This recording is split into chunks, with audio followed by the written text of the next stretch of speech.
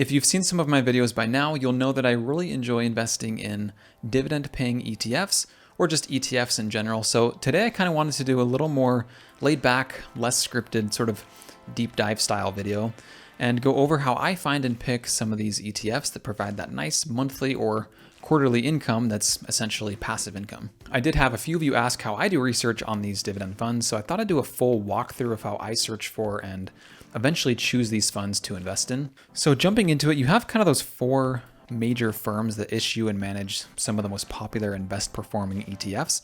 And those four are Vanguard with ETFs like VOO and VTI. And then you have SPDR funds, so ETFs like the SPY or SPY, which is one of the biggest ETFs in the market that just tracks the S&P 500.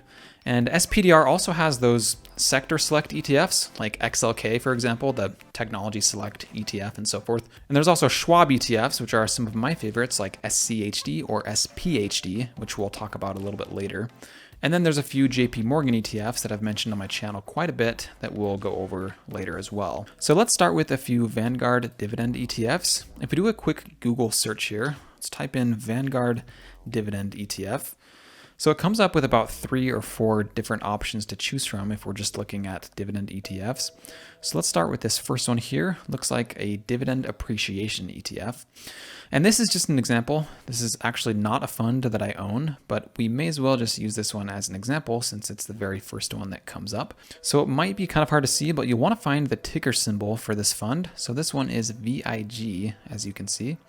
Once we know what the ticker symbol is, we're going to jump now to our handy dandy finance or investing platform. And the one I've used ever since I started investing 5 years ago is Yahoo Finance. And Yahoo Finance is kind of like the boomer website for stock research and financial news. And that's just based on the ads and the news articles. You can kind of just tell it's catered to older people who are retiring soon. And this isn't sponsored at all by Yahoo Finance. It's honestly just a platform I've used for a while now. And it's a great tool for stock research or research on companies and their financials. So when we type in VIG into Yahoo Finance, it's going to pull up sort of a full summary of the ETF. And the very first thing I'm going to look at here is the expense ratio. And Vanguard is pretty well known for their extremely low expenses and fees. So as you can see down here, the expense ratio for this fund is 0.06%, which means that with the math there, if you invest $10,000 into this fund, you'll be charged $6 a year as a very small fee. So basically it's just a fee for the potential money that you'll be making from investing in the fund. I guess it's also there to help the firm invest better too.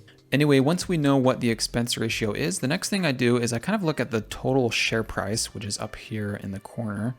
So this fund for each share costs, as of right now, just under $150, which doesn't matter actually as much as it did, say 5 years ago or 10 years ago, because nowadays most brokerages like Robinhood or Fidelity or E-Trade allow you to buy fractional shares.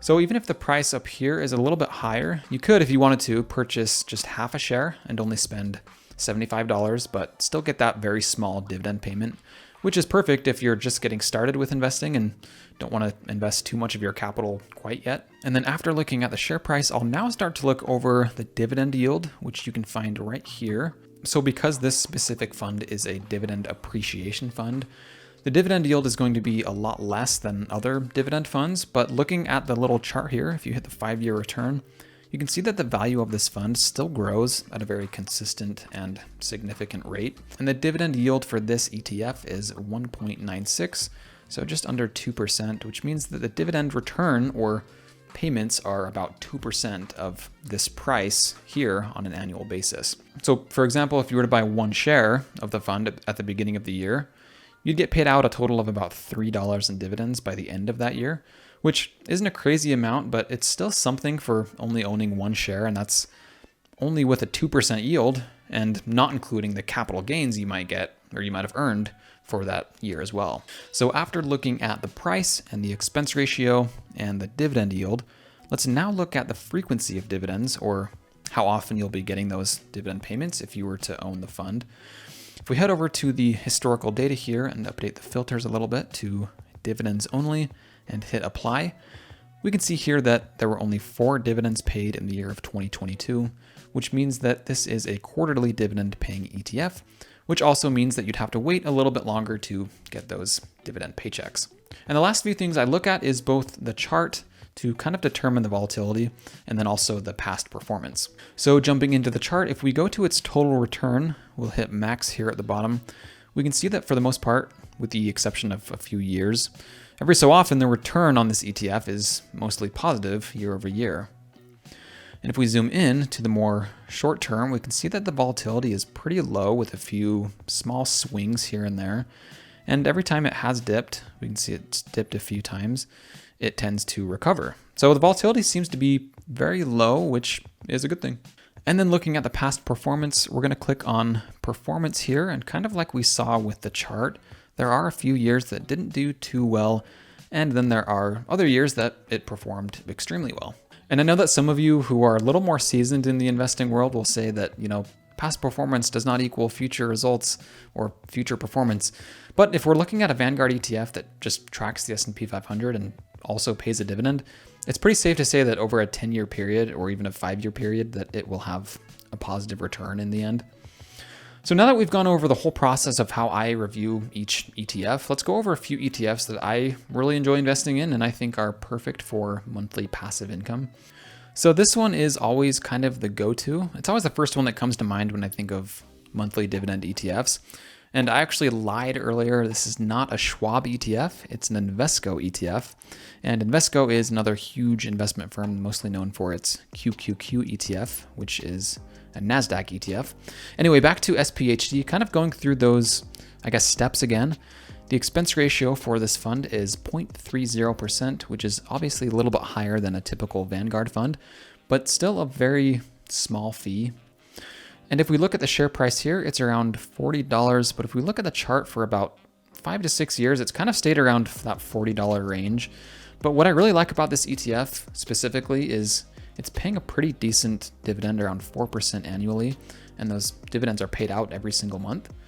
So with an ETF like this, let's say hypothetically you invested $150K into this fund. And because it's really low cost and safe and low volatility, that honestly wouldn't be that crazy to do.